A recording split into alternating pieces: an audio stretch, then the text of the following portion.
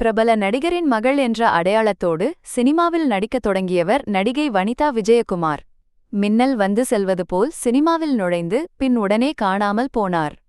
சமீபத்தில் விஜய் டிவியில் ஒளிபரப்பான பிக்பாஸ் நிகழ்ச்சியில் கலந்து கொண்டு அதன் மூலம் மீண்டும் வெளிச்சத்துக்கு வந்தார்.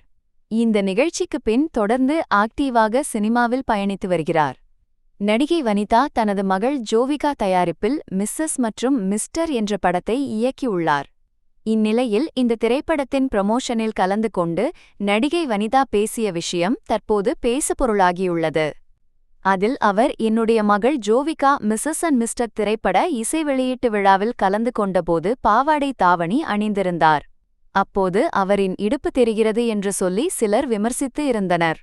சில வருடங்களுக்கு முன்பு குஷி படத்தில் ஜோதிகா இடுப்பை காட்டி நடித்த காட்சி பெரிய அளவில் ஹிட்டானது.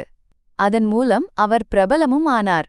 ஆனால் அதையே என் மகள் செய்தால் அதை தவறாக பேசுகின்றனர். அவர் என்ன உடை அணிய வேண்டுமென்று அவரே முடிவு செய்வார். இவ்வாறு நடிகை வனிதா விஜயகுமார் பேசியுள்ளார்.